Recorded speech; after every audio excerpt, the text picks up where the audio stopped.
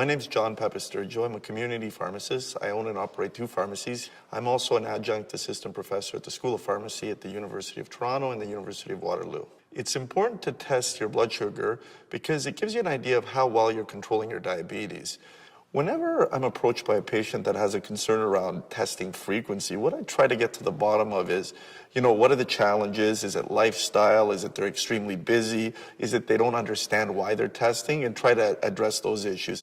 The goal is to get a good idea of where you're trending with your blood sugars. Knowing your numbers is very important. As a patient with diabetes, you should be very familiar with what the different numbers mean. We ask you to be within a range of either 4 to 7, and that's if you haven't had a meal, or after meals anywhere between 5 and 10. Really important number is the A1C. That's actually a more accurate description of how you've been managing your diabetes over time.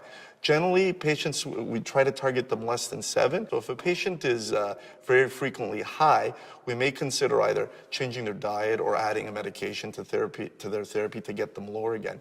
If they're chronically low, that's even more concerning because they may be at risk for what we call hypoglycemia, and that may also require a change in medication. An accurate test is extremely important because the test results will shape your drug therapy. So if you're dealing with a device that's not accurate, we may be making clinical decisions based on a result that doesn't make sense. It's really a collaboration between, the pharmacist, the patient, and then their lifestyle as well. The pharmacist is an excellent source of information about your diabetes. I would encourage you to spend time with your pharmacist, talk about your medication regimen, and ask questions about diet and exercise.